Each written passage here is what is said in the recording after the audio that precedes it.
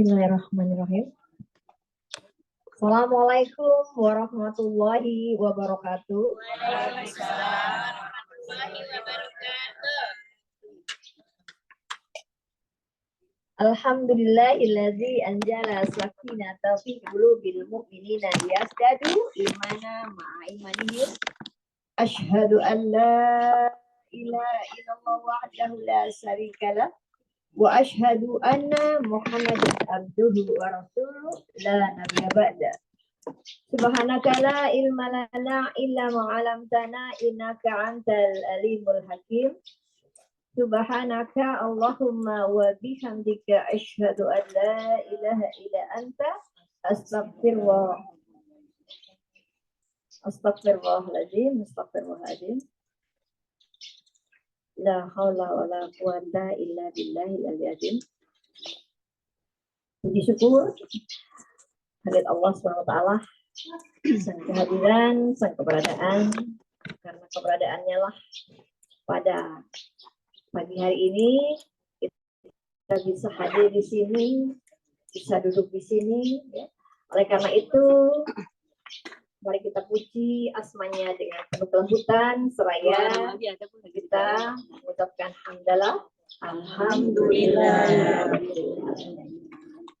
agar kita bisa menampung ilmu yang akan kita dapatkan pagi hari ini, maka kosongkan wadahnya, karena gelas itu tidak akan bisa diisi kalau tidak dikosongkan, apalagi kalau sudah tutupnya, makin nggak bisa lagi ya. Jadi supaya kita dapat berkah dan ridhonya, maka kita buka kajian pada pagi hari ini dengan membaca basmalah.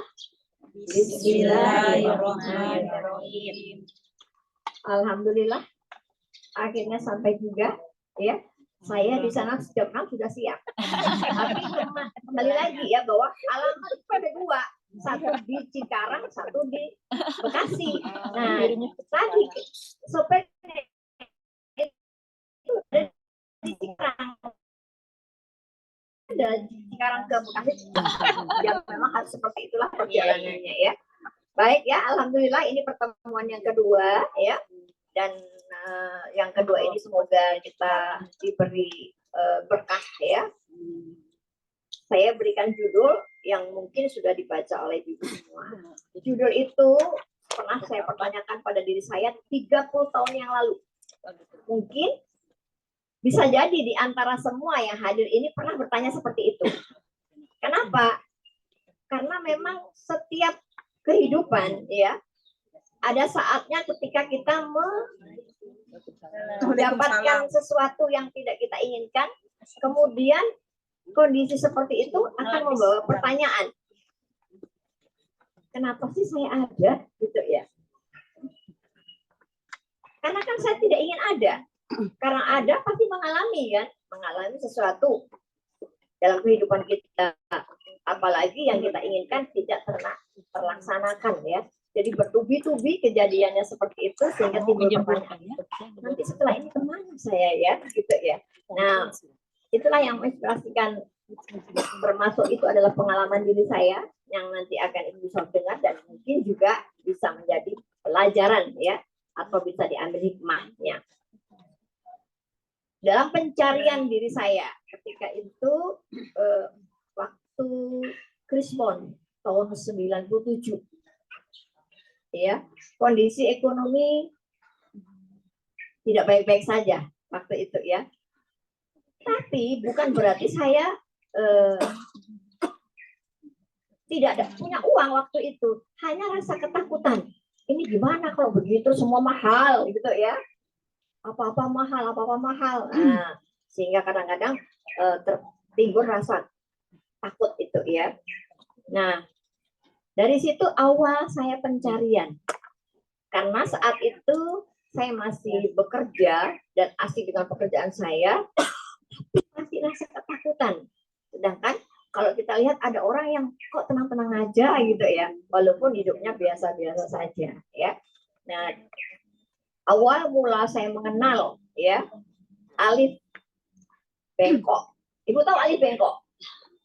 Bu? Ya. Alif Bengkok apa sih, Bu? Hah? Ibu saya. Saya juga begitu. Saya kalau dulu ngaji pernah ikut-ikutan lah ya, yang kemana ikut. Cuman saya belum bisa baca Quran waktu itu. Ya, ketika saya ditanya, saya malu. Masa usia segini saya nggak ngerti alif bebo itu apa gitu ya. Nah dari situlah awalnya saya mencari dan saya hijrah dari Surabaya ke Jakarta. Ya, dari Surabaya ke Jakarta itu awal saya mengenal, mempelajari agama ya, yang saat itu menurut saya adalah yang terbaik gitu ya. Nah, jadi saya mulai belajar ya, belajar membaca Quran sampai 1 pekan itu saya buat belajar karena selama ini mungkin saya asing dengan kerjaan sehingga saya tidak mengenal gitu ya agama saya sendiri. Kalau ditanya ya dalam KTP kan Islam ya, tapi kan kita nggak ngerti. Ditanya sama teman yang bukan Islam, apa sih Islam? Ya pokoknya agama gitu. Tanya pertanyaan seperti itu sehingga tidak paham ya. Bisa jadi selama ini kita memang Islam kita kan dari kecil ya Bu ya, sudah diberi orang tua kita, sudah disuruh mengaku beragama Islam, tetapi tidak memahami secara konkret apa itu Islam gitu ya. Nah, oleh karena itu saya mulai belajar dan saya punya target. Saya harus bisa ngajar kan. Ketika kita sering dapat ceramah ya dari ustadz-ustadz itu, sebaik-baik manusia adalah orang yang belajar Quran dan mengajarkan kan begitu ya. Itu menjadi tekad saya untuk wah saya harus bisa menguasai, saya harus bisa mempelajari dan saya juga harus bisa menyampaikan gitu. Tapi ketika saya mempelajari makin dalam, maksudnya makin banyak yang saya pelajari, timbul rasa saya merasa paling benar sendiri. Kayaknya yang saya ambil ini adalah yang paling baik sehingga senang debat. Kalau ada pengajar ke sana, mulai timbul gap. Apakah di sini juga ada begitu Bu? Golongan NU, golongan Muhammadiyah, kan beda-beda ya. Nah, ternyata yang saya pelajari itu masih di kulit, sehingga saya merasa, wah saya punya dalil, saya bisa mau mendebat saudara-saudara saya dengan dalil Quran tadi.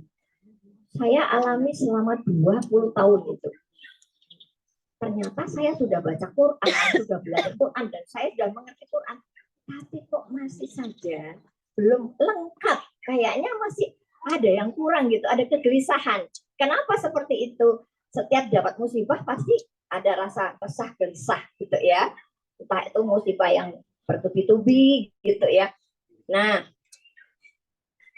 dari perjalanan itu, saya udah ngajar kemana-mana, saya sudah merasa orang yang dibutuhkan gitu ya, walaupun nggak kelihatan, merasanya itu nggak kelihatan, saya tetap nggak mau disebut Puspaza, nggak mau, panggil aja Uda Ani gitu ya, atau Umi Ani atau terserah deh gitu.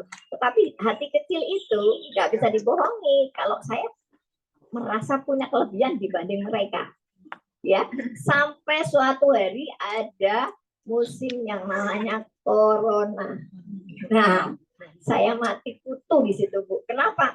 Gak bisa ceramah, gak bisa kemana-mana karena di lockdown masjid-masjid ya. Itu kegelisahan saya luar biasa. Kenapa seperti itu? Karena saya gak bisa kemana-mana. Otomatis secara income, ya ini kalau kita jujur ya, wah mempengaruhi juga, saya punya binaan dan sebagainya gitu ya. Tapi saya mendapatkan pelajaran yang sangat berharga di dalam peristiwa corona itu. Runtuh keakuan saya, runtuh saya merasa bisa, runtuh saya merasa dibutuhkan, itu runtuh semuanya. Ya, dan saya mulai ketemu dengan jati diri saya. Jadi perjalanan itu kan nggak ada yang salah, ya. Semua harus saya lalui. Karena begitu saya melampaui, akhirnya saya menemukan saat saya ada di kulitnya, yang namanya kulit itu kan keras Bu. Kulit durian apalagi ya Bu ya. Ada yang mau dengan kulit durian? Ya ada yang mau ya. Buru-buru mau pegang aja juga sakit. Ya. Jadi kalau kita mengerti agama cuman hanya di kulitnya saja, biasanya itu suka alergi terhadap perbedaan. Merasa golongan dia paling benar. Jadi yang ini satu nuding, oh ini Aba Ana, ini di Quran nggak ada yasinan, yang satu lah selalu begitu, ada aja sama-sama Islam nih ya. Saya katakan seperti itu, kenapa? Karena saya juga pernah melampaui fase itu. Nah, tetapi saya belum pernah mengenal jati diri saya sendiri. Saya sendiri tidak tahu diri saya itu siapa. Kembali lagi saya tanyakan kepada ibu, gampang mana memperhatikan orang dengan memperhatikan diri sendiri, Bu? Orang lain punya kesalahan itu mudah banget itu. Oh, ini orangnya jelek amat, orangnya cerewet, orangnya ini sukanya begini, tapi lupa dengan diri sendiri, ya. Sehingga apa? Sehingga gampang sekali menunjuk, ya, seakan-akan kitalah yang paling bersih, ya. Kita semua tahu ketika kita menyatakan bahwa dalam Quran surat Al-Jariyat itu dijelaskan bahwa wa ma khalaqtul jinna wal insa illa liya'budun. Aku tidak menciptakan jin dan manusia kecuali untuk ibadah.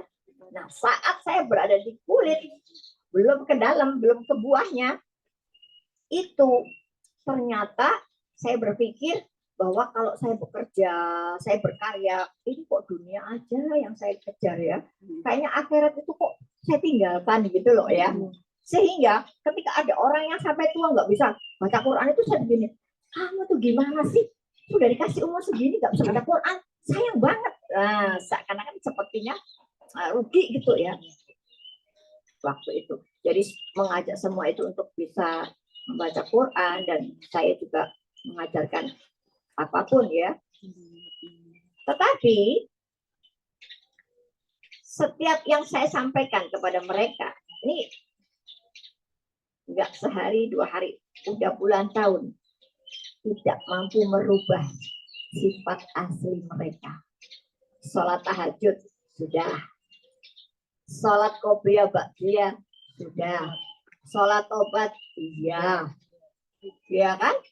Semua dilakukan, baca Quran, oke. Zikir pagi petang, yes. Tapi masih suka marah-marah. Kesinggung sedikit sama suami, baru ditanya, uang yang kemarin masih ada. Wow, dari A sampai Z. Kamu kan tahu, Mas, ini. Beli ini. Padahal ditanya cuma ditanya, masih ada enggak? Kira-kira jawaban kita lebih panjang. Sebenarnya mau dikasih lagi ya, Bu. Itulah ya. Kenapa seperti itu? Ya, saya mengalami di fase itu ya, Bu, yang makanya udah cerita. Jadi kalau udah ditanya itu kesel duluan, nyolot pasti. Seakan-akan kita nggak dipercaya gitu ya. Padahal kita kan pengennya itu ya sudah, kalau sudah duit itu ke saya, ya udah duitku. Nah, kalau duitmu itu juga, gitu. Pengennya begitu ya.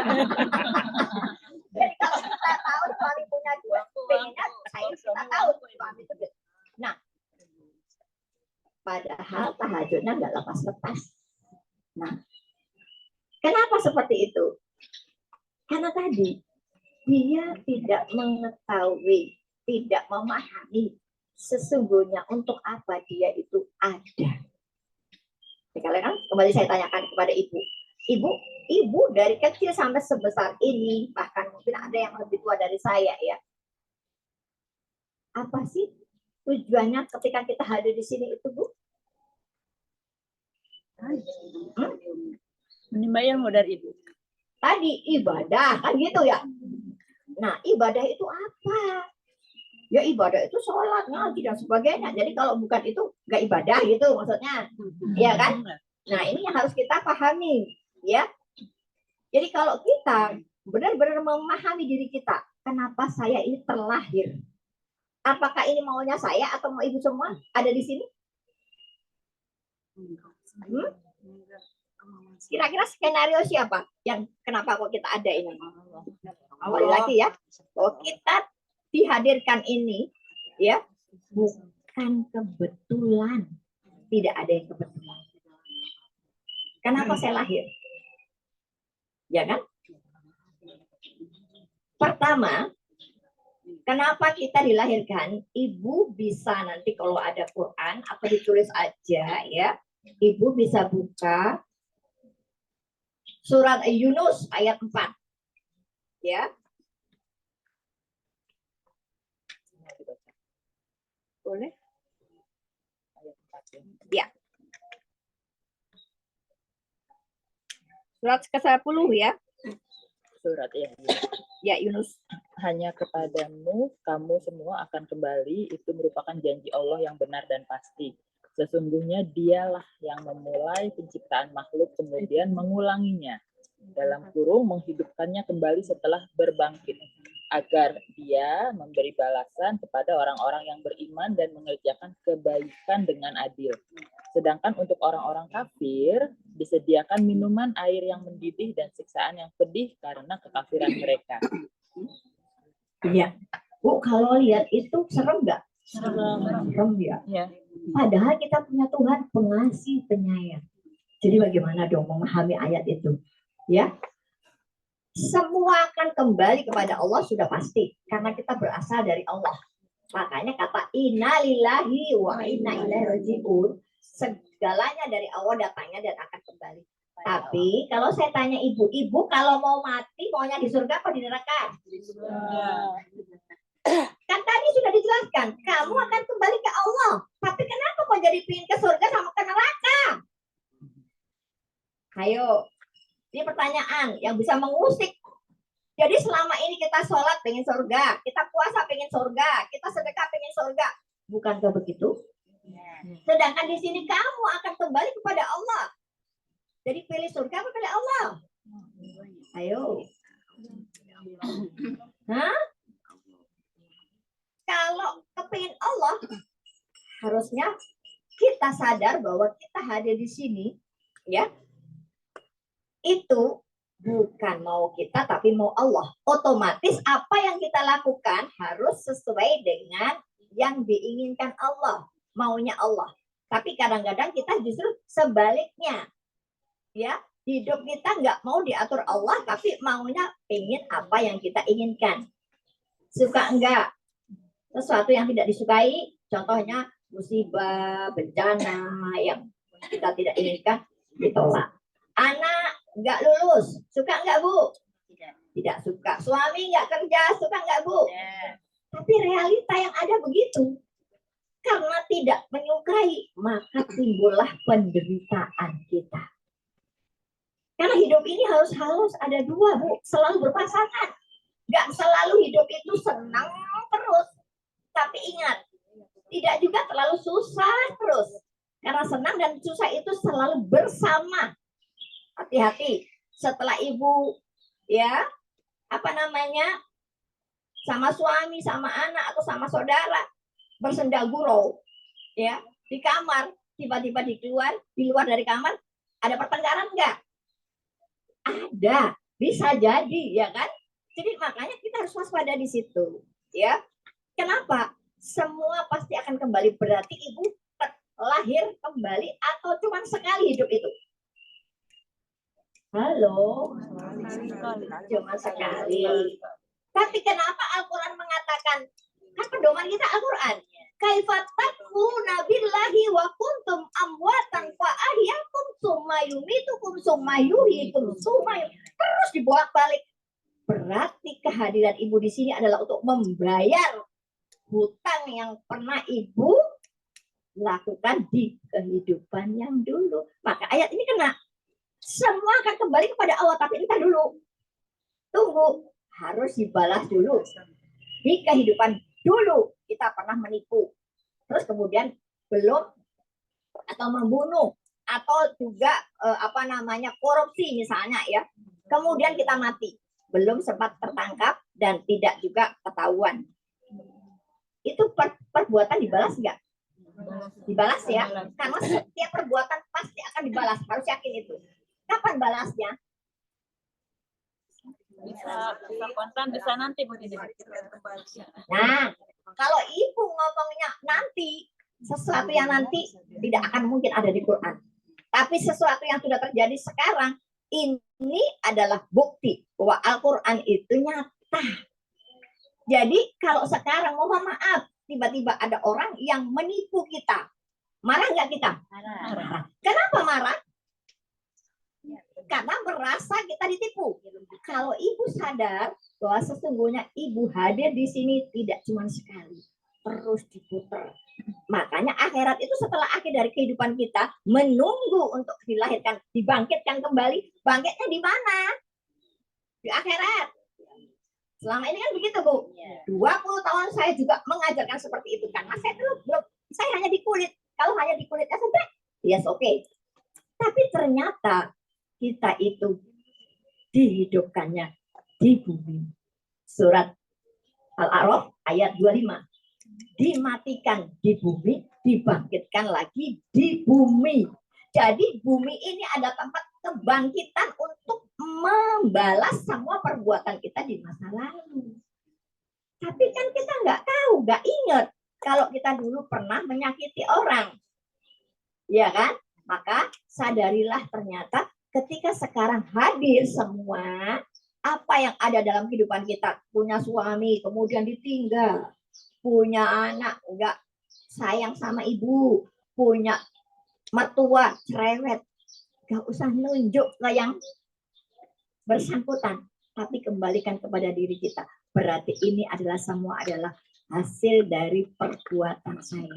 Jadi kalau ngomong masalah surga neraka, yang bercerita begini sudah ngalami belum, Bu? Kenapa belum ngalami? Tidak ada satupun yang boleh berbicara kalau dia tidak mengalami, karena Al-Quran selalu mengatakan, ya ayyuhalladzina amanu ma taqulu la ta'lamun. Jangan kamu ngomong kalau kamu nggak ngalami. Kalau ibu tahu bahwa dunia ini adalah tempat pembalasan semua perbuatan kita, karena kalau nanti kita sudah kembali kepada Allah, beda lagi urusannya. Kalau ibu nggak percaya bahwa neraka dan surga itu masih ada langit dan bumi, coba ibu buka nanti di rumah ya. Sekarang bisa dibacakan sama Ibu Mela ya. Surat ke-11 surat Hud ayat 106, 107, 108. Itu tentang surga dan neraka. Surat Hud 106 ya. Ya. 107, 108. Adapun orang-orang yang sengsara, maka ia berada di dalam neraka. Di sana mereka mengeluarkan dan menarik nafas dengan merintih. Itu 106, kemudian 107-nya. Mereka kekal di dalamnya selama ada langit dan bumi, kecuali jika Tuhanmu menghendaki yang lain. Sungguh Tuhanmu maha pelaksana terhadap apa yang dia kehendaki. 108. Dan adapun orang-orang yang berbahagia, maka tempatnya di dalam surga. Mereka kekal di dalamnya selama ada langit dan bumi, kecuali jika Tuhanmu menghendaki yang lain, sebagai karunia yang tidak ada putus-putusnya. Bu, sudah pernah membedah itu belum? Belum, hanya mendengarkan. Ya, coba ibu perhatikan dengan seksama. Ayat itu menjelaskan ya. Maka adapun orang yang sengsara, itu berada di dalam neraka. Jadi penghuni neraka itu orang sengsara ya. Dia merintih. Ketika dia merintih itu masih ada nafas nggak di situ? Kalau ibu sudah mati, bukan ada di sini, kira-kira antara jasad ibu dengan roh ibu sudah terpisah, bisa merintih nggak? Halo, ini kita hidup loh ya. Kita supaya kita berkembang. Jadi selama ini yang kita anggap nanti, sekarang saja sudah diterima, Bu. Kondisi hati yang selalu panas, penderitaan demi penderitaan itu sebetulnya sedang berada di neraka. Saat masih ada langit dan di bumi, masih ada bumi. Sekarang ini kita masih ada di langit, ada di bumi, bukan? Nah, terjawab ternyata pertanyaan saya. Oh, berarti saya hadir di sini adalah untuk mempertanggungjawabkan perbuatan saya selama kehidupan di masa lalu. Kenapa begitu? Karena sebelum suci gak bakal balik ke Allah. Kenapa? orang yang meninggal itu ada 4, Bu. Bisa dari penyakit, panggilan dari penyakit. Ketika sakit kanker, gula, jantung, bisa mati. Nah, itu panggilan penyakit. Dan betapa sengsaranya orang yang sakit ini. Ya kan? Yang kedua, panggilan pikiran.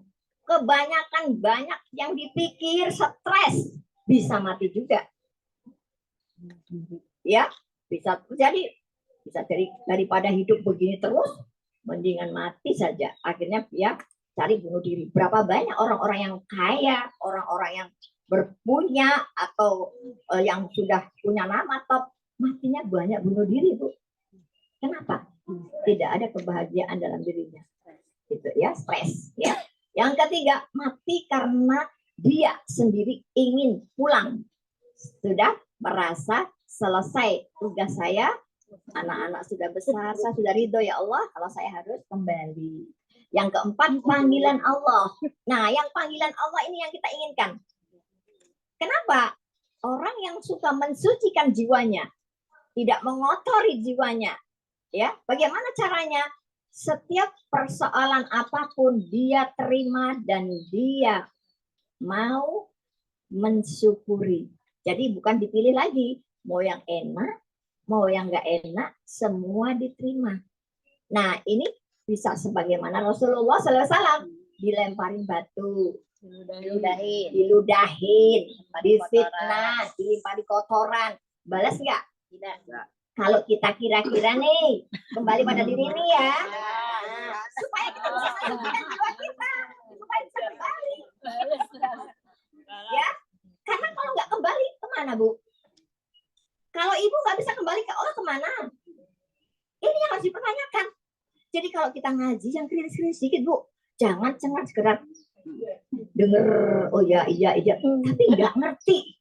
Ya, bukan apa-apa. Kita menyayangkan waktu kita sudah memberikan kesempatan atau waktu yang seperti yang kita ini ya, ternyata luar biasa. Nggak paham. Akhirnya tidak akan berubah. Jadi orang itu bisa berubah karena sudah memahami. Karena memahami dia mengalami. Nah, akhirnya dia bisa berubah.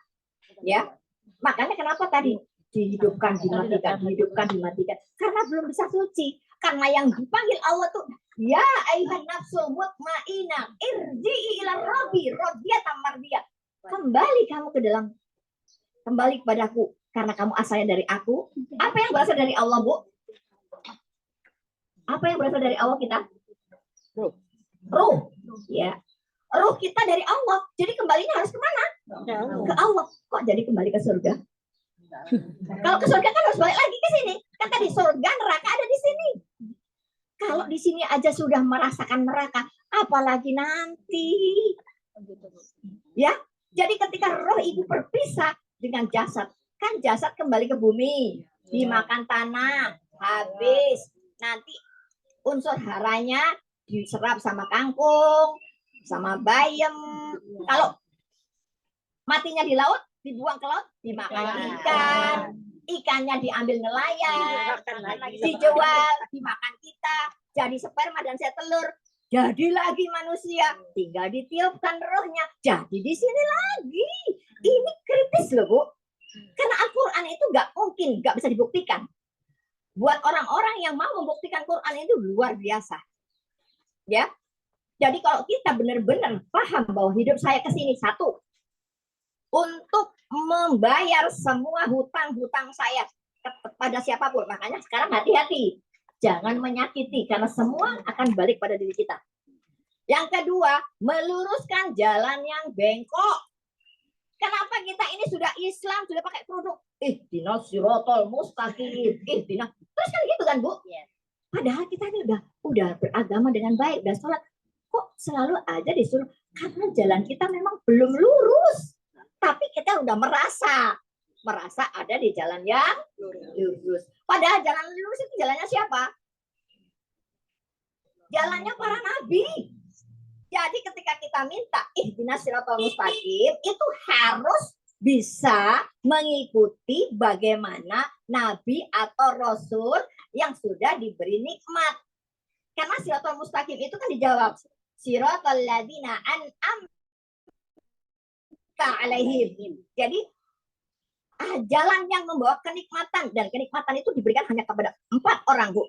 Para nabi, syuhada, sholihin, sama orang-orang yang sidikin, ya. Nah, di situ. Jadi kalau kita pengen dapat jalan hidup nikmat, harus mengikuti itu. Kakinya keinjek, oh iya nggak apa-apa. Nah, ini belajar loh ya. Diomongin sama temen, nggak masalah. Biarkan, maafkan. Oh nggak tambah. Bener dia ngomong begitu. Kamu ya saksinya ya. Ayo kita ke sana. Jaga diri nih. Nah, ini kalau cuman begini ya nggak akan bisa kita sampai ke jalan lurus gitu. Jadi jalannya para nabi itu bukan jalan yang mudah, ya. Memang Allah kasih 2 jalan, tapi kita disuruh jalan mendaki, ya. Alam naj'alahu ainain, kita diberi 2 pasang mata. 2 mata itu mana, Bu? Mata lahiriah, ini kan sepasang. Ini mata jasmani, Kita punya mata rohani? Punya. Cuman kita ini belum pernah mengaktifkan mata rohani kita. Kebanyakan yang kita lihat cuma yang kelihatan ini aja. Sedangkan kalau kita tidak mampu untuk mengaktifkan mata batin, mata hati kita, tersesat, Bu. Itu Al-Quran loh yang ngomong. Surat 17, surat Al-Isra, ayat yang ke-72. Nih, jadi mata batin kita ini harus peka. Jangan, kalau mata yang materi bisa menipu. Contohnya, ibu lagi ketemu sama teman lama. Ngobrol lah sebentar. Ada satu lagi teman ibu ngelihat. Kok mojok ngapain dia ya? Wah, udah mulai gosip nih. Gosok makin sip. Tahu enggak? Bu ini loh, ketemu aku lagi mojok. Masa sih? Enggak nyangka ya? Wah, dia itu kayaknya alim banget kok begitu. Wah, padahal yang dilihat kan tidak sebenarnya begitu. Dia lagi ngadem ya. Kenapa? Mau kepo. Itu bisa ke depan sini. Biar enggak kena panas. Iya, saya aja. Masih kuat ya. Vitamin. Iya, vitamin, betul. Kalau begitu yang menerima semua enak. Ya, jadi ini tadi, kalau ibu pengen tahu jalan yang lurus, aktifkan mata batin ibu supaya ibu mendapatkan jalan yang lurus. Mata batin itu bagaimana mengaktifkan? Harus selalu berbuat kebaikan. Berbuat baik itu seperti apa? Seperti Allah berbuat baik. Kalau Allah berbuat baik, milih-milih nggak? Tidak. Kenapa selama ini kita selalu bahwa orang Islam saja yang dapat nikmat, yang dapat surga. Orang yang di luar Islam nggak dapat surga. Begitu kan? Benar nggak? Karena selama ini saya begitu, Bu. Saya suka demo dulu. Wah, tapi setelah mata batin saya kebuka, tak berani sedikit pun menyesatkan orang. Nggak berani, Bu. Kenapa? Karena hanya Allah yang tahu kita tersesat atau tidak. Manusia tidak boleh menilai. Karena itu membuat hak Allah, ya, yang kita ambil. Seperti itu. Nah, jadi kalau kita nggak tahu, coba tadi dibaca yang sudah ketemu. Yang Al-Isra. Iya, 72. Dan barang siapa buta hatinya di dunia ini, maka di akhirat dia akan buta dan tersesat jauh dari jalan yang benar. Nah, tunggu. Jadi jangan kita merasa paling benar karena kita berada di Islam. Ya, nggak apa-apa. Itu kan keyakinan. Keyakinan inilah yang akan membuat kita, yang penting kita tahu tidak sama yang kita sembah. Kenapa begitu? Karena kalau kita tidak tahu yang disembah, nanti ketika sholat, yang diingat bukan Allah. Yang diingat malah masakan, janjian. Ya enggak, Bu? Atau bahkan kadang-kadang yang habis berantem sama suami, ingat kata-kata suami yang menyakitkan, lagi sholat jadi nangisnya, sampai rasanya ngadu sama Allah itu seperti itu, ya. Nggak ingat Allah, nggak ingat Allah masalah, ya, malah seperti itu. Maka dari itu, Ini adalah PR. Bagaimana saya bisa mengaktifkan mata batin saya? Karena kalau mata batin kita sudah aktif, itu selantiasa mendapatkan petunjuk di jalan yang lurus. Nggak lagi menilai orang. Kadang ngaji, seragamnya ganti-ganti, harinya ganti-ganti, tapi ngomongin orang juga nggak berhenti. Ya kan, Bu? Kenapa begitu? Nggak sadar. Tadi ya, kebanyakan kita ini nggak sadar. Sholat nggak sadar. Masak nggak sadar. Ya. Merawat anak nggak sadar. Loh, kan saya hidup, sadar saya. Bukan itu maksudnya kesadaran. Kesadaran kita. Kenapa? Karena kalau kita tahu bahwa semua yang ada di dunia ini itu diliputi oleh Allah. Tidak ada satupun manusia yang tidak diikuti Allah, nggak ada. Nyerah. Nah itu dia. Ya. Ini butuh Ya. Jadi seperti itu. Jadi setelah Ibu mau hamil begini, please stop. Kalau kita diomongin, kita maafkan dia karena dia tidak tahu. Bisa jadi dulu kita juga ngomongin dia kok, ya kan? Karena tidak ada, Bu, yang ada di alam semesta ini tidak kembali kepada diri ini. Ya, jadi semua perbuatan itu balik pada dirinya. Wa ma ahsantum li anfusikum. Semua kebaikan kembali kepada dirimu. Ya, begitu cuma wa ma ahsan. Itu baik, wama asal ya itu perbuatan kita yang buruk juga akan kembali pada diri kita. Kenapa seperti itu? Nah, ketika kita sadar, berarti apapun yang ibu dapat dari kehidupan ini kan untuk diri ibu kembali. Tapi realita yang ada, kalau ngasih suka yang bekas atau yang baru, bagus.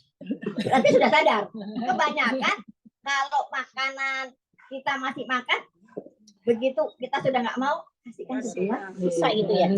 Bisa begitu kan kalau nggak sadar. Begitu juga kalau baju baru beli, wah bajunya bagus, saya mau. Ntar aku pakai dulu. Nanti dulu. Gitu ya. Ya itu saya sudah melampaui itu, Bu. Jadi makanya ketika saya sadar, saya kalau memberi pasti yang baik, yang baru, yang menyenangkan. Karena ketika itu untuk diri kita, semua kembalinya kepada diri kita sendiri. Ya, jadi meluruskan jalan yang bengkok supaya kita bisa dapat jalan yang lurus seperti para nabi, ya kan? Kenapa?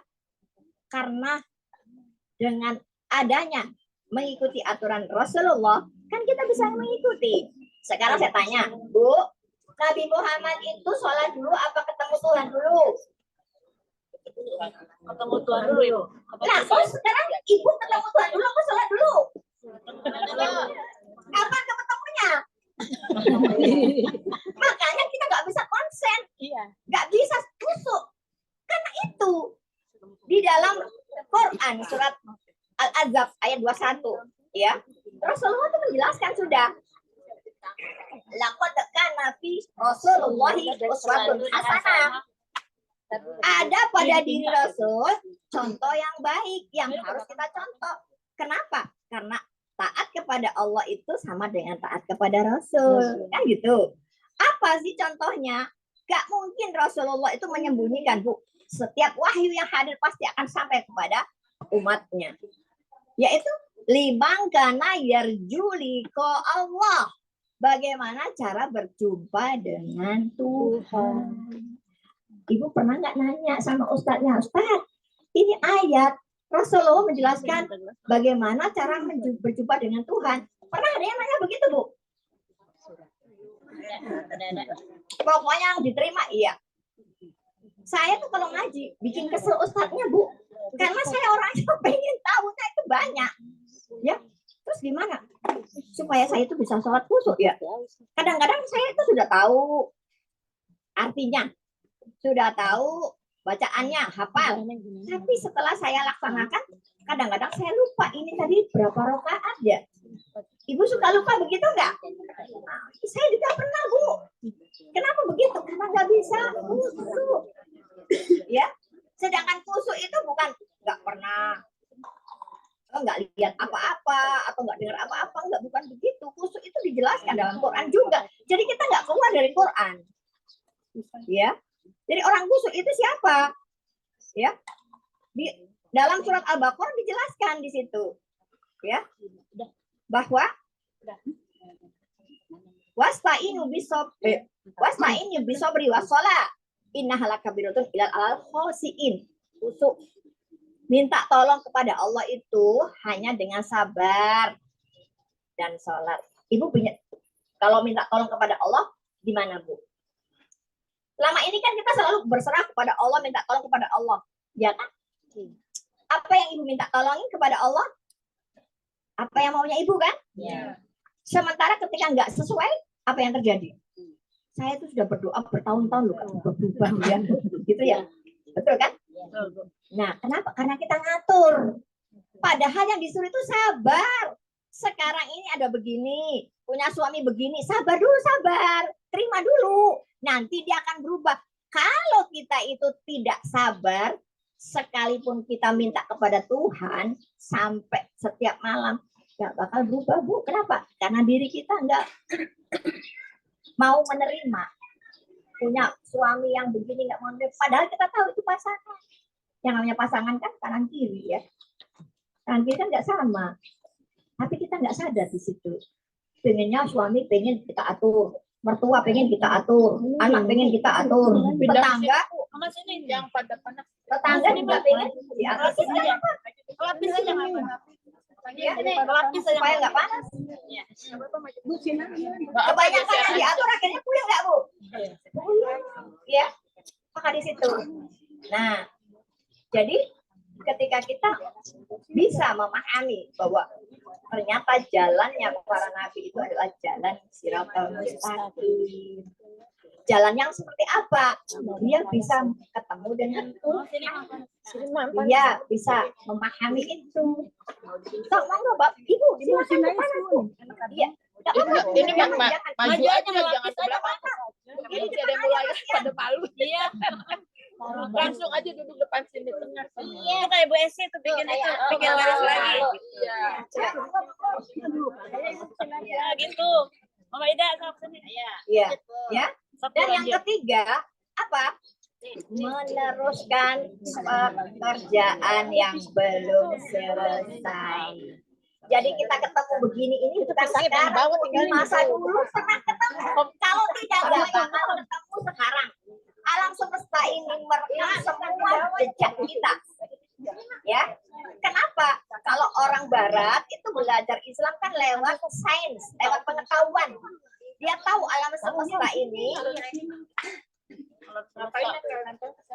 Ya, maju. Alam semesta ini isinya frekuensi, energi, ya, kemudian apalagi vibrasi, ya. Jadi semua itu kembali pada diri kita, nggak akan kemana. Suka baca surat ayat kursi nggak, Ibu? Paham di situ? Buat apa itu ayat kursi itu? Luar biasa ya. Biasa gitu, Bu. Apa memang saya juga pada bahasa begitu? Iya. Kalau saya lewat tempat sudah itu, wah. Iya. Iya. Cuma nggak ngerti isinya. Ya. Kita sudah diberitahu Al-Quran bahwa Allah itu dekat bersamamu. Tapi ketika saya tanya, kalau kita berdoa gimana ya? Ya udah minta yang di atas. Apalagi kalau dijelaskan tentang bahwa Allah itu ada di atas ars. Di langit yang ketujuh, di atasnya lagi. Terus saya mikir, jauh banget. Jauh banget, Bu. Iya. Sekarang dia di atas langit ketujuh, saya di sini. Sedangkan Quran bilang bahwa Allah itu lebih dekat dari urat lehermu. Yang benar yang mana? Kan gitu. Iya kan, Bu? Iya. Cuman karena kita itu sementara itu tenang-tenang aja, ya udah pokoknya apa kata Ustadz ikuti, nggak pernah dapat esensinya, ya. Kenapa seperti itu? Ya, kebanyakan memang begitu. Ya. Jadi kalau kita sadar sekarang ini bahwa ibu bisa tahu Allah bersama ibu dari mana? Merasa selalu diawasi aja, Bu. Merasa perasaan tidak sampai pada kebenaran. Surah 10:36. Tidak. Ketika ibu ngomong masih perasaan belum sampai kebenaran, kan harus dinyatakan. Kebenaran itu harus dibuktikan. Jadi ketika kita tahu bahwa Allah bersamamu, dimanapun kamu berada, dia lebih dekat dari urat leher, kan gitu di Quran. Sementara kita nggak tahu, sehingga kita tuh sering memunajat kepada Allah seakan-akan Allah itu jauh, sehingga kadang diajak sama ustadz atau bahkan ustadzanya, mari kita mendekatkan diri kepada Allah, kan bukan begitu? Mau dekat semana lagi? Kan dia sudah bilang, aku bersamamu lebih dekat dari urat lehermu. Surat 50 ayat 16 itu ya. Bahkan di Al-Baqarah, kalau kamu bertanya tentang aku, katakanlah aku dekat. Tapi di mana, bagaimana saya bisa merasa bahwa Allah itu dekat? Itu kan nggak sadar berarti kan? Ya, jadi selama ini gimana? Kesadaran kita belum tumbuh walaupun kita ngaji sudah bertahun-tahun. Karena itulah kita nggak bisa, Bu, merubah kebiasaan buruk kita. Jadi orang yang belum sadar susah untuk merubah keburukan kita, keburukan dirinya sendiri ya. Kenapa? Contohnya gini, kita ngelihat anak atau melihat siapapun yang kita pengen merubah dia, kemudian kita nasihati pagi sore, nggak berubah-berubah, akhirnya capek. Ya sudahlah, terserah kamu. Kenapa begitu? Karena dia memang belum butuh itu. Tapi kalau begitu dia sudah waktunya, dia akan membutuhkan dan dia akan bisa menerima. Sama seperti diri kita. Diri kita ini kalau belum sadar, walaupun dikasih apapun setiap hari ngaji, kelakuan kita nggak berubah, Bu. Tersinggungan, baperan, ya. Ya kenapa begitu? Ya karena nggak sadar. Padahal kita kalau Allah bersamamu, Allah mengawasimu. Tapi kalau lagi ngomongin temennya, kira-kira sadar nggak kalau diawasi Allah? Makin asik kan? Apalagi kalau udah lagi viral beritanya, bisa sejam ngobrol masalah begitu. Kenapa seperti itu? Ya karena nggak sadar. Ya kan? Jadi kalau kita sadar, kembalikan lagi pada diri kita, ya. Kalau ibu ngaji sama saya, pasti ibu akan banyak mikirnya.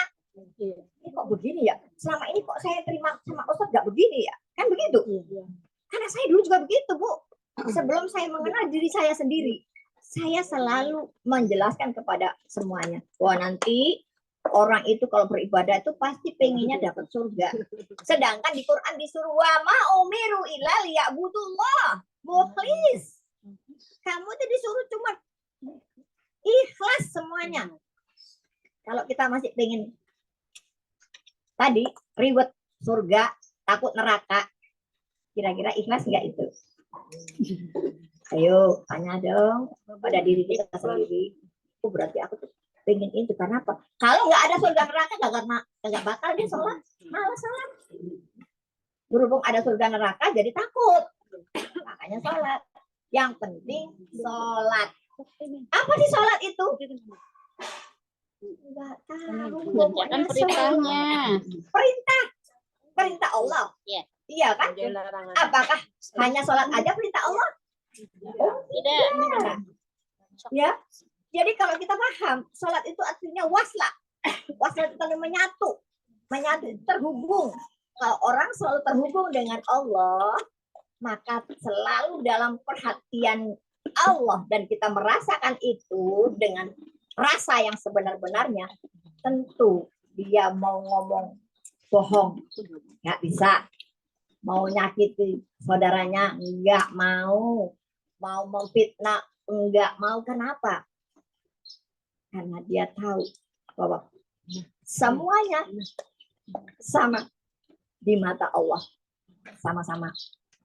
Jadi nggak ada yang lebih, kecuali kalau memang Allah berikan sendiri derajat takwa kepada orang yang sudah Tapi takwa bukan merasa ya Bu ya, tapi itu adalah laku.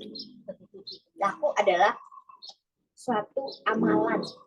Jadi amalan takwa itu ada, bukan menjauhi yang dilarang, mengerjakan yang diperintah. Karena itu amal baik. Ya, setiap orang yang mengerjakan perbuatan buruk kan pasti akan dapat dampaknya, dapat hasilnya, dapat balasannya. Nah, tetapi kalau takwa itu urusannya ke Allah. Ya. Karena takwa sendiri dijelaskan di dalam Quran itu seperti dalam surat Al-Baqarah ayat 63, itu takwa. Jadi menjadi orang takwa itu harus seperti itu. Ya, kalau kita kembalikan lagi, kita bisa lihat ya Al-Baqarah 63 ya Bu ya.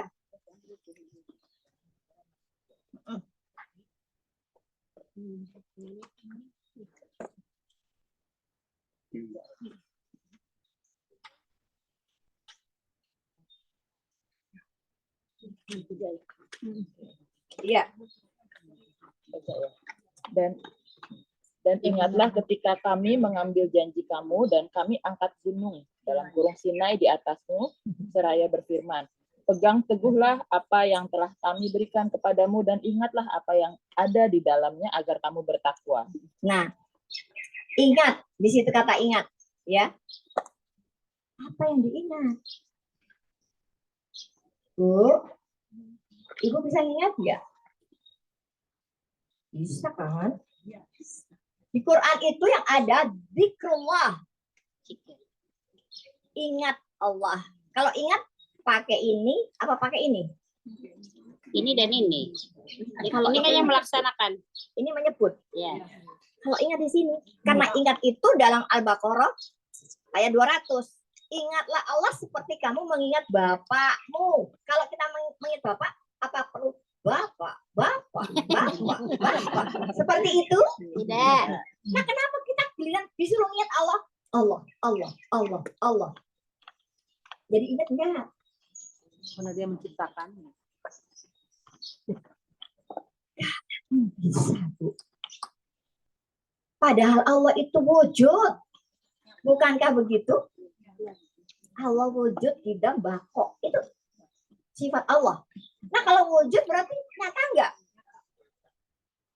Wujud itu nyata enggak, Bu? Wujud.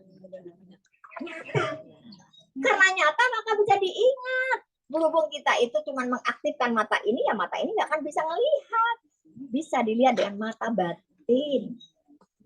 Kalau mata batinnya sudah terasa terus, Bu, coba. Pasti akan ketemu dengan Allah. Karena Allah sendiri yang mengajak kita. Barang siapa yang ingin jumpa. Kira-kira siapa yang ingin jumpa di sini? Semua pengen, betul kan? Tapi gimana caranya jumpa? Kan gitu. Sedangkan Quran juga dijelaskan dalam surat Ankabut ayat 5. Harus punya keinginan. Jadi nggak cukup Ibu kalau Ibu cuma ngaji. Jiping. Dengerin. Nggak bisa. Mendengarkan itu salah satu sarana untuk membuat kita punya pengetahuan. Pengetahuan itu adanya di otak. Sedangkan Allah itu di kolbu. Kolbu mukmin baitullah. Tempatnya orang yang beriman itu, kolbunya adalah rumah Allah. Jadi koheren nggak? Sekarang kalau rumahnya di sini, pasti Allahnya di sini dong. Kan nggak mungkin. Allahnya di sini, rumahnya di sono. Rumah Allah di mana? Yang suka kita datang? Masjid, Ka'bah, kan gitu. Itu semua simbol. Jadi Ibu harus lebih memahami. Kalau Allahnya aja dekat dengan kita, kenapa rumahnya di sana? Di sana itu simbol. Orang yang ke sana berkali-kali belum tentu tahu Allah.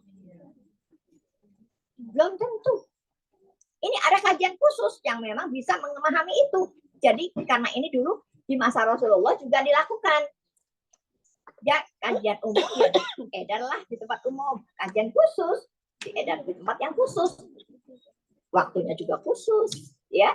Sehingga apa?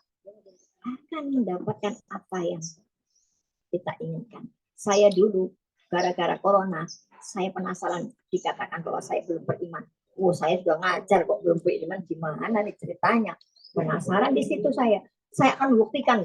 Saya cari itu seorang guru yang bisa mengantarkan saya bisa mengenal Allah dengan sesungguhnya.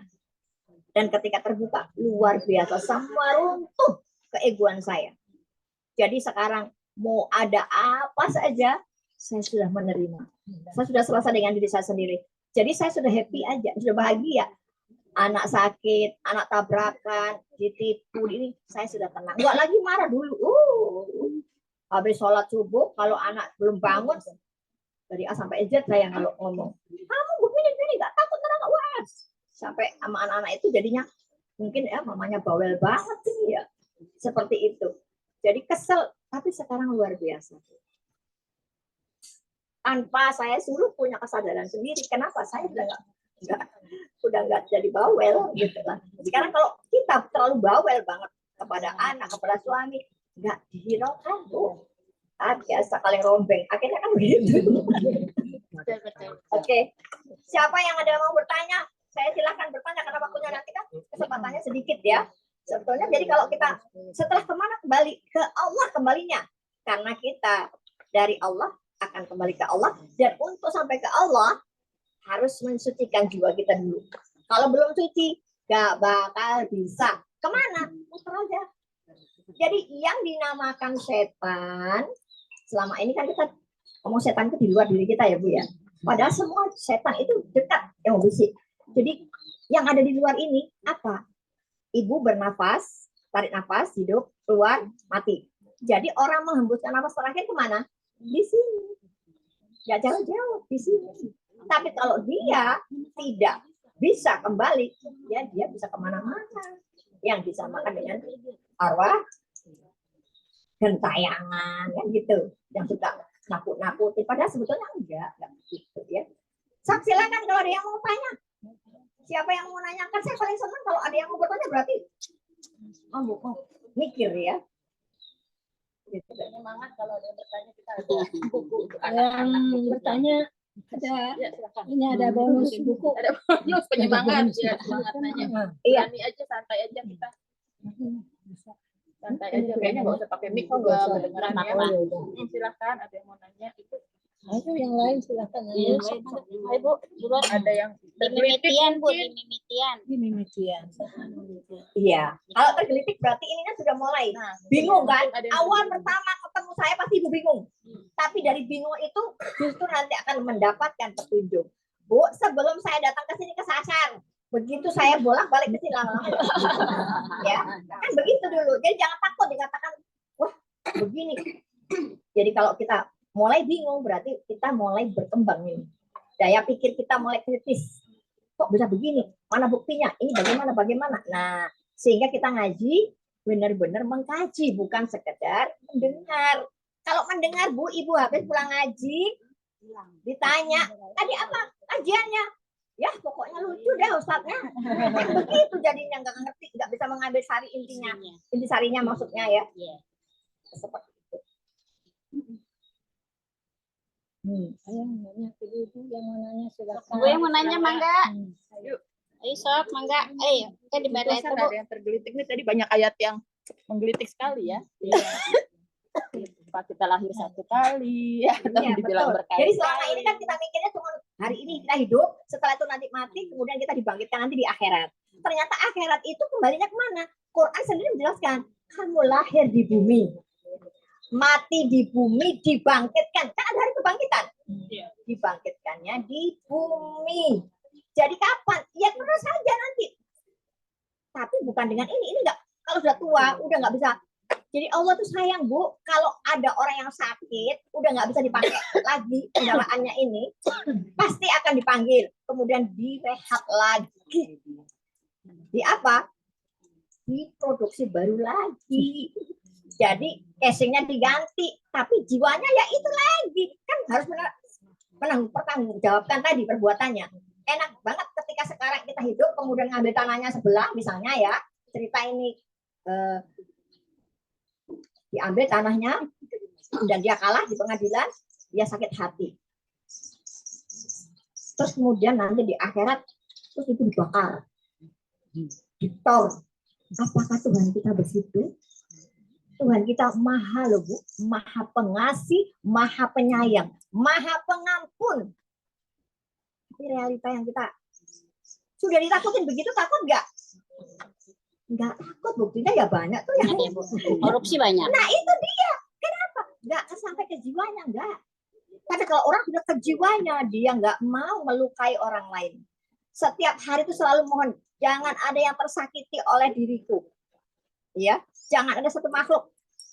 Jangankan sama manusia, sama binatang aja dia menyayangi itu. Kalau sudah terbuka mata batin dia itu, ya. Jadi itu di situ. Jadi nggak apa-apa, kita emang berproses. Saya pun juga seperti itu, Bu. Dulu waktu saya belum sadar ya, ikut aja seperti itu. Tapi kalau ibu tahu isi Quran, ya, kita tenang. Biasanya kalau habis one day one juice, satu juz sudah dibaca, terus ditanya gimana setelah selesai baca Quran. Biasa. Alhamdulillah tenang, kan gitu. Kenapa tenang? Gak ngerti isinya. Benar bacanya. Betul. Jadi cuma diburu sama pahala. 1 huruf 10 pahala. Kalau itu yang terjadi, ibu nggak akan kemana-mana. Transaksi ya. Di tempat itu nggak akan berkembang, nggak akan menjadi orang yang hebat, nggak akan menjadi para nabi, itu nggak begitu. Proses kehidupan itulah yang membuat ibu menjadi bijaksana dengan menerima semua yang ada. Ya, so, jadi Ada yang mau bertanya? jangan merasa kalau sudah ngaji kemana-mana, udah baca Quran, udah sholat apa saja, terus merasa paling benar sendiri. Kenapa seperti itu? Karena Quran sudah dijelaskan, ya. Quran juga menjelaskan bahwa jangan merasa dirimu paling suci. Kalau udah mau paling suci kan tunjuknya gampang. Padahal 4 kaki kita. Ada yang nanya, Mangga? Ya, silakan. Kalau dulu mungkin saya kemancing nih ya. Tapi Ini. oh ada. Oh oke ada. Maaf Ibu. Sering nggak Oh iya usah iya pakai silakan mic. silakan. Terima kasih Bu, sudah banyak memberikan tambahan ya yang selama ini mungkin saya belum tahu, Ya. cuma ikut-ikutan aja. Yang saya mau tanyakan ini bagaimana mengaktifkan mata Batin. Dan Nah, karena itu bukan hal yang mudah. mudah. Ya. Mungkin ada kiat-kiat khusus yang bisa kita praktekkan. Betul. Satu, pertama, ibu selalu berbuat kebaikan. Dan kalau kebaikan bukan berarti punya tujuan ya. Maksudnya saya berbuat baik biar nanti dapat balasan. Gitu. Berbuat baiklah. Walaupun setelah berbuat baik itu orang yang kita tolong menyakitkan kita. Gak ada kebencian. Jangan membenci siapapun. Walaupun itu beda agama. Selama ini kan kita tuh diberikan statement agar kita itu tidak suka dengan agama orang lain. Yang di luar dari kita itu semuanya jelek. Nah, itu udah merasa paling benar sendiri. Karena Tuhan kita cuma satu. Seluruh makhluk di bumi ini Tuhannya cuma satu. Karena kalau Tuhan lebih dari satu, hancur dunia ini. Yang satu ngatur, satu ngancurin. Ya. Jadi sekalipun dia beragama apapun, hormatilah dia dengan keyakinan dia. Saya sudah mengambil Islam sebagai keyakinan saya. Ya sudah. Jadi era dulu masa kecil saya itu bisa bertetangga dengan semua agama apapun itu. Aku damai. Tapi saat sekarang ini luar biasa, Bu. Dengan agama yang lain itu bisa saling menjelek-jelekan gitu ya. Nah, ini ada yang salah ya. Ibaratnya kita mau mendaki ke gunung, ada yang dari utara, selatan, selama masih belum di puncak, kan mereka bercerita beda-beda. Oh, gunung itu begini, yang satunya gunung begitu sampai di puncak, kan pemandangannya sama. Jadi apapun itu agamanya, yang penting dia tahu Tuhan. Sekarang kita ngomong agama Islam yang baik, udah tahu Tuhan belum? Bahkan begitu.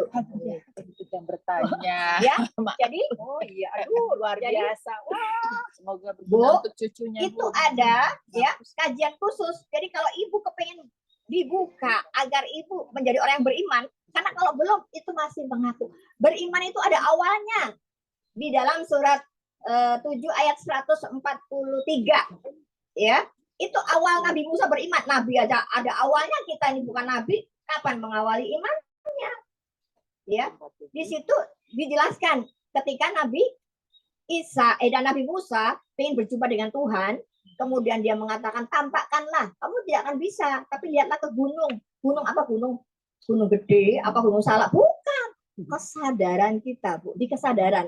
Jadi Nabi Muhammad itu juga berada di Sidratul Muntaha. Namanya Sidratul Muntaha itu kan tempat yang tertinggi, ya, ketika dia Mi'raj. Ternyata bahasa Indonesianya Sidra itu kesadaran muntaha itu tinggi. Jadi di puncak kesadaran yang tertinggi dia memahami esensi tentang Tuhan. Jadi Tuhan itu bukan sosok yang selama ini kita, wah Tuhan itu sesuatu kekuasaan yang kejam.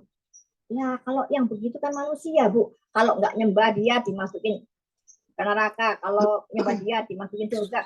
Bukan itu. Tuhan kita terlepas dari itu semua. Tuhan kita Maha Pengasih Penyayang. Jadi maha rahmatnya itu loh. Di nomor 1 di dalam Asmaul Husna. Jadi gimana? Semua perbuatanmu akan kembali pada dirimu. Tuhan itu hanya sang fasilitator. Kenapa begitu? Karena Tuhan bersama dengan prasangkaan hambanya. Jadi kalau hambanya ngomongnya pengennya susah, ya susah. Pengennya. Jadi kenapa surga itu dijaga malaikat Ridwan, Bu? Selama ini kan kita sosok malaikat yang menjaga surga. Bawa. Bukan itu. Ridwan itu adalah ridho. Siapapun yang ridho terhadap ketetapan Allah, hatinya tenang. Bukankah surga itu tempat kedamaian? Berarti di dalam diri kita ini semua ada. Cuman kita tidak pernah menggali keluar aja terus. Jadi kalau kita mau kepingin tahu Tuhan, kembali ke dalam diri. Kenapa hadis qudsi mengatakan, ya, man arafa nafsahu wa qad arafa rabbahu. Barang siapa yang mengenal dirinya, diri yang mana? Ini. Bukan, ini kan ani, nama. Ini badan saya. Nah, diri saya yang asli mana? Nah, itu yang harus digali. Ya. Jadi kalau ibu pengen tahu Tuhan, menggali ke dalam diri. Terus ke dalam diri. Jadi enggak keluar. Jadi nggak pernah mencari apapun yang di luar, karena yang di luar dari dirinya nggak akan bisa menyampaikan pada Tuhan. Jadi ke dalam diri. Terus introspeksi, muhasabah. Terus muhasabah ke dalam diri, dan itu adalah yang akan diajarkan kepada ibu sebagaimana Rasulullah melakukan hal itu di Gua Hiro yang diajarkan, kemudian diberikan pelajaran oleh pendeta yang namanya Bahiro. Kalau sejarahnya ibu baca ya. Jadi kita mengalami itu baru bisa. Jadi awalnya itu harus jadi baik. Jadi saya pun juga gitu. Berbuat baik itu artinya saya menolong orang banyak. Saya punya anak yatim. Ujung-ujungnya saya ketemu dengan diri saya sendiri dengan posisi seperti itu. Dan karena kondisinya berkurang yang luar biasa dengan corona ini, akhirnya saya menemukan. Kan di situ dijelaskan.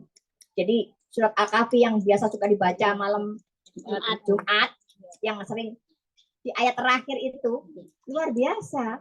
Barang siapa yang ingin ketemu Tuhan, ketemu Allah, ya, maka lakukanlah amal soleh. Amal soleh itu beda dengan amal baik. Kalau ibu ngasih pertolongan itu amal baik, Bu. Kembalinya ke diri ibu.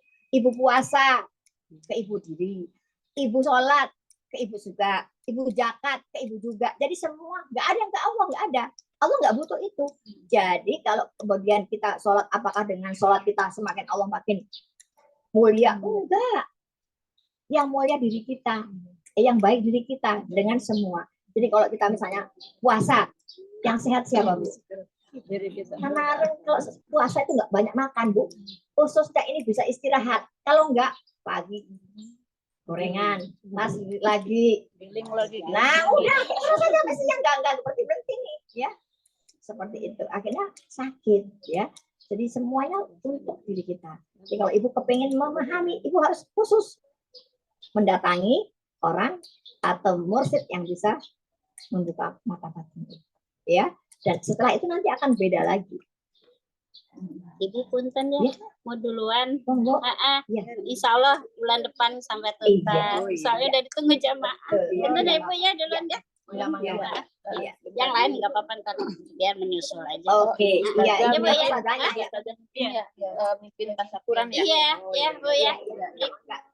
Semoga ketemu kembali. Iya, insya Allah bulan depan sampai selesai. Ya, yang lain mah jangan, nanti aja satu. Nanti bareng Ibu, bentar bareng Ibu di sini. Ya, Bareng aja kita. aja bareng. Nanti aja ya, biar sampai selesai aja. Bareng aja itu yang lain. Sama bareng aja. Bareng aja. Kita bareng. Bareng aja, bareng aja. Karena habis Iya. duluan lah. Ya oke deh kalau begitu. Jadi ini semuanya akan ke sana. Iya. Oke ya.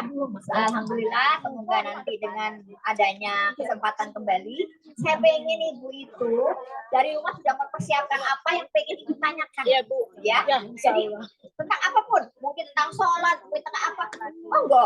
Ya nanti akan saya perjelaskan kenapa sholat itu harus berdiri, harus sedekah, itu kan ada. Ya, ada ininya, ada pelajarannya. Nah, kan masalah baca Quran Bu ya. Iya. Kita kan baca Quran itu dapat pahala Bu. Nah, sedangkan dalam kita membaca Quran itu belum benar dalam mahrotnya, apa satu-satunya huruf hijaiyahnya, apa itu juga mendapat pahala Bu? Kalau kita beribadah itu ya punya muatan tadi selalu dikaitkan dengan pahala, ya. Sesuatu yang fiktif, artinya kan kita nggak tahu pahalanya sudah seberapa, bisa nggak Ibu? Tapi yang jelas Ibu mendapat kebaikan dengan membaca Quran. Ibu akan merasa apa? Satu, tenang. Kenapa tenang? Karena Ibu merasa bahwa dengan baca Quran itu Ibu menjadi senang. Bukan masalah tenangnya karena nggak ngerti, bukan. Senang aja, senang. Jadi seperti Ibu, mohon maaf, karena kita itu selalu saja dikaitkan bahwa Quran itu adalah wahyu, sedangkan yang namanya kitab itu nggak mesti hanya Al-Quran, banyak gitu. Cuman karena kita sudah dari kecil untuk diajarkan seperti itu, sehingga kita itu merasa kalau nggak baca Quran kayaknya nggak dapat pahala. Oh, semua perbuatan Ibu itu semua ada ininya, timbal baliknya ada, jangan khawatir, nggak usah diminta, sudah dikasih sama Allah. Ibu setiap hari ini coba kalau nggak dikasih nafas, berapa juta itu keluarnya, ya luar biasa itu ya, itu nggak sadar kita. Oke, saya tutup kalau gitu ya. Baik ya, semoga yang saya sampaikan akan menjadi bahan pemikiran ya, bahwa segala sesuatunya itu memang harus ada perubahan. Kalau kita ngaji begini-begini aja sampai kita tua mati kagak ngerti ya. Oke. Baik, kita tutup dengan doa subhanakallahumma wa bihamdika asyhadu an la ilaha illa anta astaghfiruka wa atubu ilaik. Wabil taufik walhidayah. Assalamualaikum warahmatullahi wabarakatuh.